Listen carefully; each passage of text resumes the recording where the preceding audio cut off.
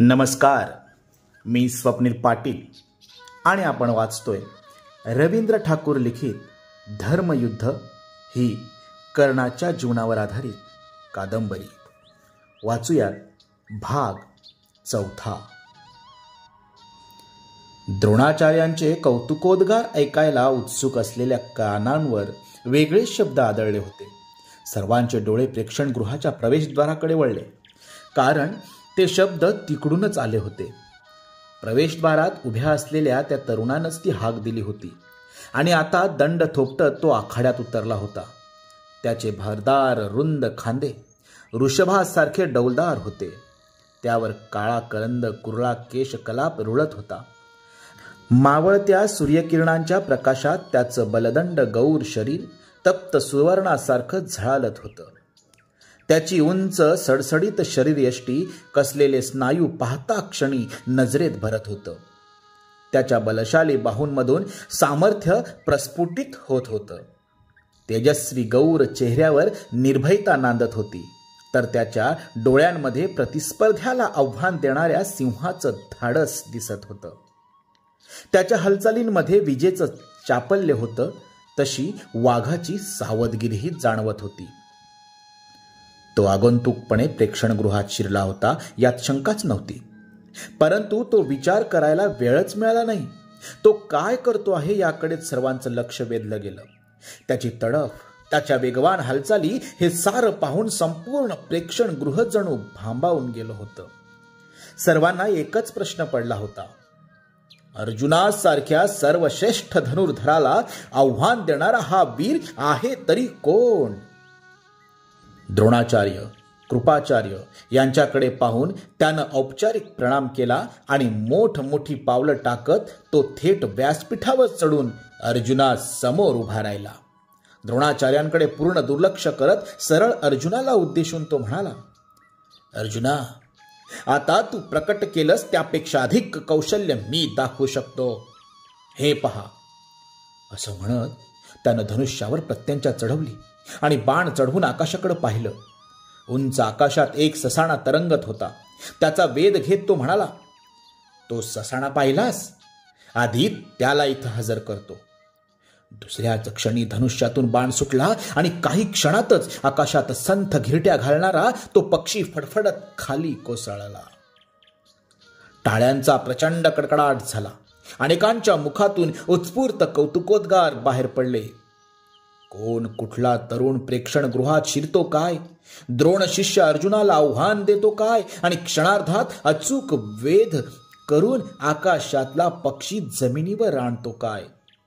सारच अनपेक्षित घडलं होतं. त्या तरुणाचं नाव माहीत असतं तर कदाचित त्याच्या नावाचा जय जयकारही झाला असता. परंतु त्याचं नाव कोणालाही माहिती नव्हतं. त्याच्या प्रत्येक हालचालीतली सहजता डोळे खिळवून ठेवत होती. धनुष्य बाजूला ठेवून त्यानं आता आखाड्यात उडी घेतली.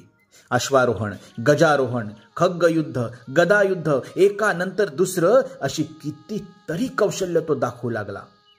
ते असामान्य कौशल्य पाहून पौरजन टाळ्यांचा गजर करू लागले, त्याला प्रोत्साहन देऊ लागले. एका अनोळखी तरुणाचं ते असामान्य धाडस आणि त्याचा तो डोळे तिपवून टाकणारा अर्जुनापेक्षाही वरचढ असा पराक्रम पाहून युवराज दुर्योधनाला तर आनंदाच्या उकळ्या फुटल्या. भीमार्जुनाचा पराक्रम पाहून काळवंडून गेलेलं त्याचं तोंड उजळून निघालं. अर्जुनाला आव्हान देणारा वीर जगात होता आणि तो याच आखाड्यात अगदी त्याच्या डोळ्यासमोर हस्तिनापूरच्या पौरजनांना आपलं असामान्य शस्त्रकौशल्य दाखवत होता. अधिक उशीर न करता त्याचं अभिनंदन करायला पाहिजे होतं आणि शक्य झालं तर आज नव्हे, याच क्षणी त्याच्याशी मैत्री करायला पाहिजे होती. कृपाचार्यांच्या नजरेखाली धनुर्विद्या शिकणाऱ्या सूत मुलांमध्ये त्या तरुणाला त्यानं पाहिलं होतं. त्याच्या सडसडीत परंतु पिळदार अशा बलदंड देहयष्टीने आणि धनुर्विद्येतल्या कौशल्यानं त्याचं लक्ष वेधून घेतलं होतं. परंतु तो कोण, कुठला याची चौकशी करायची कधी गरजच भासली नव्हती.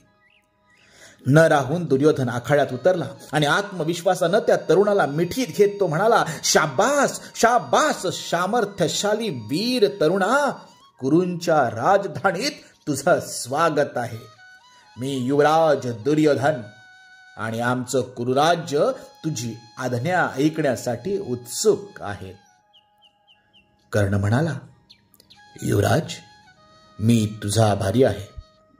मी वसुषेण कर्ण, अंग देशातील चंपानगरीहून मी आलो आहे. युवराज, तुझ्या कृपेशिवाय मला आणखी काही नको. कर्णाच्या भरदार खांद्यावर आपला आश्वासक हात ठेवत दुर्योधन पुढे म्हणाला, अरे अरे तुझ्यासारखा मित्र मिळायला भाग्य हवं. तुला काय हवं ते सांग. आज मी तुझ्यावर प्रसन्न आहे. युवराज, तुझं हे प्रेम असंच राहो.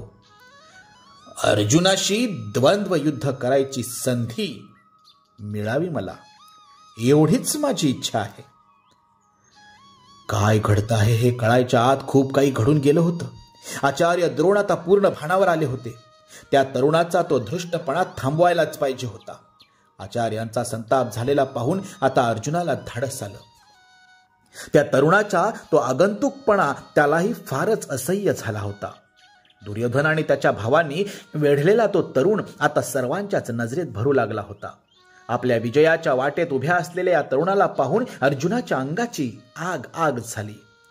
झटकन खांद्यावरचं धनुष्य हातात घेत कर्णाला उद्देशून तो म्हणाला, उगाच बडबडू नकोस. इथं तुला कुणी बोलावलं नव्हतं. आगंतुकपणे जाऊन तोंड खुपसणाऱ्यांची काय गत होते ते तुला आता दिसेलच. अर्जुनाच्या डोळ्याला डोळा भिडवत तेवढ्याच बाणेदारपणे कर्ण म्हणाला, फार चढून जाऊ नकोस. तू ज्या युद्धशाळेचा विद्यार्थी आहेस त्याच युद्धशाळेचा मीही एक विद्यार्थी आहे. इथं तुझं एकट्याचं कौतुक ते कशाला? प्रेक्षणगृह सर्वांसाठी आहे. ज्याच्या बाहूत सामर्थ्य असेल तोच सर्वश्रेष्ठ ठरेल. फार चर्चा कशाला? शब्द हे दुबळ्यांचं शस्त्र असतं. वीर असशील तर धनुष्य बाण घेऊन सामोर ये अर्जुना. कर्णानं दिलेलं आव्हान तत्क्षणी स्वीकारत अर्जुन म्हणाला, तुला मारायची एवढीच घाई असेल तर मी युद्धासाठी सिद्ध आहे. अर्जुनानं घाईघाईनं आचार्यांना वंदन केलं. गळाभेट घेऊन भावांच्या शुभेच्छा घेतल्या आणि द्वंद्व युद्धासाठी सज्ज झाला. तोवर दुर्योधनाच्या आणि त्याच्या भावांच्या शुभेच्छा स्वीकारून कर्णही आखाड्यात उतरला. तेवढ्यात इतका वेळ अस्वस्थपणे उभे असलेले कृपाचार्य एकदम पुढे येऊन म्हणाले, थांबा. हे द्वंद्व होण्यापूर्वी काही गोष्टी स्पष्ट झाल्या पाहिजेत. राजपुत्र अर्जुन कुरुकुलाचा वंशज आहे. क्षत्रिय राजपुत्र आहे. उच्च कुलात जन्मलेले क्षत्रिय उच्च कुलोत्पन्न क्षत्रियांशीच युद्ध करतात. ज्यांचं ज्ञातिकुल माहीत नाही अशा कुठल्याही आडवाटेच्या वाटसरूशी नव्हे. आणि एवढं बोलून किंचित काळ थांबलेले कृपाचार्य कर्णाकडे वळून पुढे म्हणाले, सामर्थ्यशाली वीर तरुणा, तू कुठल्या तरी उच्च कुलात जन्म घेतला आहेस हे निश्चित. तुझ्या जन्मानं विभूषित झालेल्या त्या थोर कुलाचं नाव सांगून सभाजनांची जिज्ञासा तृप्त कर. त्यानंतरच या द्वंद्व युद्धाला प्रारंभ होऊ शकेल. अतिवृष्टीनं वाकलेल्या कमलपुष्पासारखी कर्णाची मान एकदम खाली झुकली. काय पण शब्द आहेत. तुझ्या जन्मानं विभूषित झालेल्या त्या थोर कुलाचं नाव सांगून सभाजनांची जिज्ञासा तृप्त कर. कर्ण निरुत्तर झालेला पाहून कृपाचार्य म्हणाले, तू माझ्या युद्धशाळेत विद्या ग्रहण केली असशील तरी तुझ्या कुलगोत्राचा परिचय मला नाही आणि तूही तो कधी दिला नाहीस. अर्जुन क्षत्रिय राजपुत्र आहे आणि क्षत्रिय राजपुत्रच त्याच्याशी युद्ध करू शकेल. आता अधिक विलंब करू नकोस. तू कुठल्या देशाचा राजपुत्र आहेस ते सांग. कर्ण काहीच उत्तर देत नाही किंवा देऊ शकत नाही असं पाहून कृपाचार्य जिंकल्याच्या आविर्भावात इकडे तिकडे पाहू लागले. तो उत्तर देऊ शकणार नाही हे त्यांना माहिती होतं. तो राजपुत्र असता तर आतापर्यंत ती गोष्ट त्यांच्यापासून मुळीच लपून राहिली नसती. तो राजपुत्रच नव्हे तर साधा क्षत्रिय देखील नसावा. सारथी प्रमुख अधिरथच नाही का एके दिवशी त्याला घेऊन आला होता. आणि आचार्य माझ्या या पोराला विद्याभ्यास शिकवा म्हणून हात जोडून समोर उभा राहिला होता. असं असल्यावर तो कोण, कुठला, काय असल्या वाळल्या चौकशा करायची गरजच काय होती. कृपाचार्यांचा तो चोंबडेपणा दुर्योधनाला मुळीच सहन झाला नाही. एकदम उसळून तो म्हणाला, आणि तो क्षत्रिय राजपुत्र नसेल तर? दुर्योधनाच्या कपाळावरच्या दाट भुवया आणखीनच वक्र झाल्या होत्या. तो कुठल्या देशाचा राजा आहे हे त्यानं सांगावं. एक गोष्ट नेहमी लक्षात ठेवा आचार्य, दुर्योधन म्हणाला. क्षत्रियत्व ठरतं ते बाहुबळावर, कुलावरून नव्हे. या वीराचं कुळ काय पाहता? त्याचं बाहुबळ पहा, सामर्थ्य पहा. त्याच्यासारख्या असामान्य वीराला त्याच्या अंगी असलेलं क्षात्रतेज दाखवायची संधी मिळालीच पाहिजे. आणि कुरूंच्या या नगरीत त्याचा विरोचित सन्मान झालाच पाहिजे. तो राजा नाही एवढीच अडचण असेल, एवढीच अडचण असेल तर मी युवराज दुर्योधन आता या क्षणी त्याला अंग देशाचा राजा घोषित करतो. इतका वेळ महामंत्री विदुराकडून माहिती घेत असलेला महाराजा काहीसा गोंधळलेला दिसत होता खरा, परंतु घडलेल्या सगळ्या गोष्टी त्याच्या ध्यानात आल्या होत्या.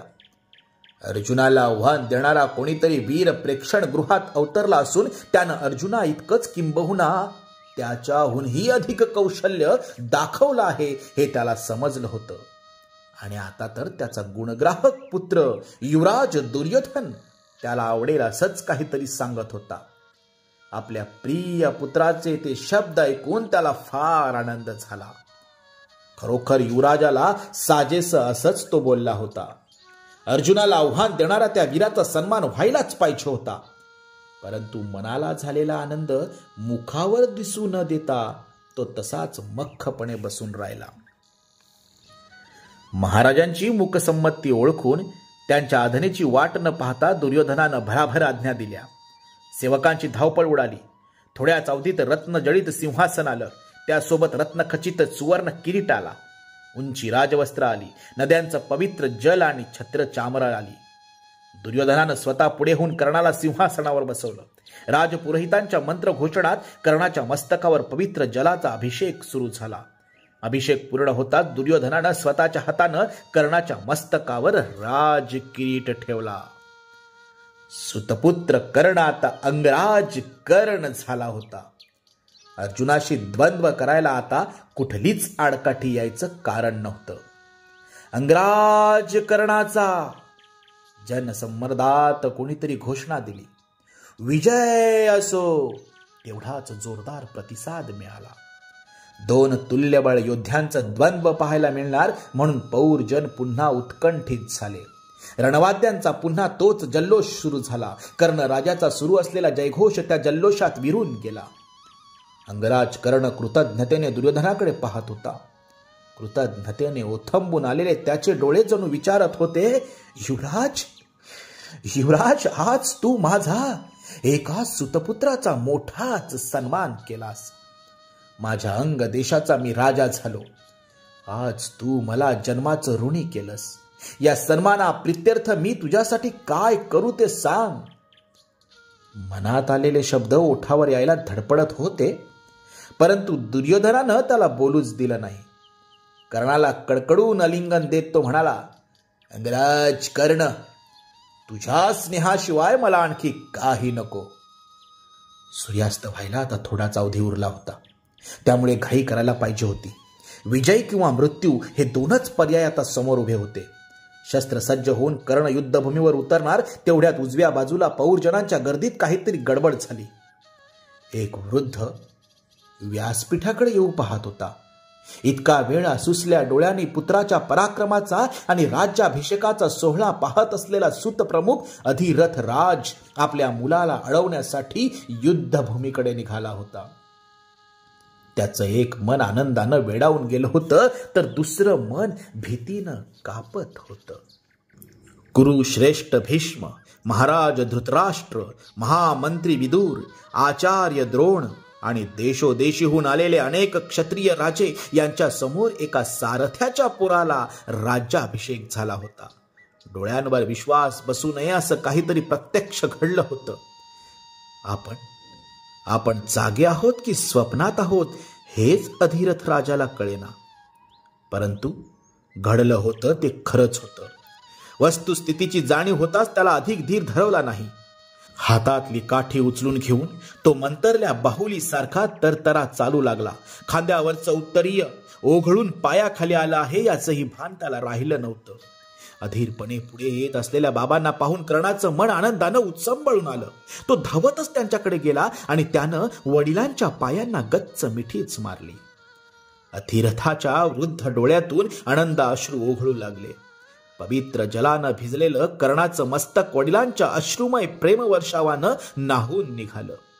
मुलाला वर उचलून घेत पित्यानं त्याला उराशी कवटाळलं. पिता पुत्रांची ती भावपूर्ण गळाभेट संपूर्ण प्रेक्षणगृह डोळे विस्फारून पाहत राहिले. क्षणभर रणवाद्यांचा दणदणाटही थांबला होता. प्रेक्षणगृहाच्या प्रवेशद्वाराहून आलेले मावळतीचे सूर्यकिरण आता थेट व्यासपीठाच्या पायऱ्यांवर चढले होते. पिता पुत्रांची ती अपूर्व भेट पाहायला जणू सूर्यही थबकला होता. अरे हा तर एका सारथ्याचं पोर आहे. निर्माण झालेल्या शांततेचा भंग करत भीम ओरडला. अरे घोडं सांभाळायचं सोडून तू इथे रे कशाला आलास? अर्जुनाच्या हातून मरायची देखील तुझी योग्यता नाही आणि अंगदेशाचा राजा व्हायला निघालास. यज्ञ वेदीवरल्या पुरोडाश कुत्र्याला घालणं अयोग्य, तद्वत तुझ्यासारख्या एका सारथ्याच्या पुराला अंगदेशाचा राजा करणं अयोग्य. जा घोडे वळायला शिक. हातात घोड्यांचे वेग घ्यायचे, तिथं धनुष्यबाण कशाला? जीभ आवर भीमा. गरगरा डोळे फिरवत दुर्योधनानं गर्जना केली. आपले क्रुद्ध डोळे भीमावर रोखत तो म्हणाला, पराक्रम हीच क्षत्रियत्वाची खूण असते. या वीराचं कुळ काय पाहतोय? त्याचं सामर्थ्य पहा भीमा, त्याचं शस्त्र कौशल्य पहा. या द्वंद्वाशी त्याच्या कुलाचा संबंधच काय? गुरुवर्य द्रोणाचार्य, कृपाचार्य हे क्षत्रिय कुलात जन्मलेले नाहीत, तरीही त्यांनी असामान्य पराक्रम केले आहेतच ना. अशी किती उदाहरणं तुला दाखवून देऊ? आणि कुलाचंच म्हणशील तर तुझा आणि तुझ्या सर्व भावांचा जन्म कसा झाला आहे ते मला चांगलं माहित आहे. पहा जरा नीट डोळे उघडून या सामर्थ्यशाली वीराकडे पहा. हे असीम पराक्रमी बाहू घेऊन जन्मलेला हा वीर निश्चितच असामान्य कुलात जन्मलेला आहे. अरे हत्तीच्या पोटात धडकी भरवणारे सिंह हरिणीच्या उदरात जन्म घेत नसतात. या असामान्य वीराची आई सुद्धा त्याला शोभेल अशीच असली पाहिजे. अंग देशाचाच काय पण पृथ्वीचा स्वामी होण्याची योग्यता त्याच्या ठाई आहे. मी युवराज दुर्योधन, तुलाच काय पण संपूर्ण प्रेक्षणगृहाला आव्हान देतो. ज्याला हा सन्मान योग्य वाटत नसेल त्यानं शस्त्र सिद्ध होऊन सामोरं यावं. संपूर्ण प्रेक्षणगृहावर भीषण शांतता पसरली. दुर्योधनानं दाखवलेली गुणग्राहकता पाहून इतका वेळ त्याची प्रशंसा करणारे लोक भीमानं काढलेल्या अनुद्गाराबद्दल त्याची निंदा करू लागले. व्यासपीठावरील क्षत्रिय सभेत अस्वस्थ कुजबूज सुरू झाली. दोघा राजपुत्रांमध्ये उपस्थित झालेले ते भांडण आणि त्याला लागलेलं ते अनिष्ट वळण पाहून लोक नापसंती व्यक्त करू लागले. काही लोक तर पुरते गोंधळून गेले. त्यांना कोणाचं कौतुक करावं आणि कोणाची निंदा करावी तेच कळेना. अंगराज कर्ण आजपासून माझा मित्र आहे आणि मित्राची निंदा खपवून घेणं मला शक्य नाही. तो राजा आहे, असामान्य वीर आहे. कुठल्याही क्षत्रियापेक्षा त्याची योग्यता कमी नाही. दुर्योधन किंचाळत होता. सूर्यास्त होऊन एव्हाना बराच वेळ लोटला होता आणि सर्वत्र धुसर संधिप्रकाश पसरू लागला होता. द्वंद्व युद्ध होण्याची आता कुठलीच शक्यता उरली नव्हती.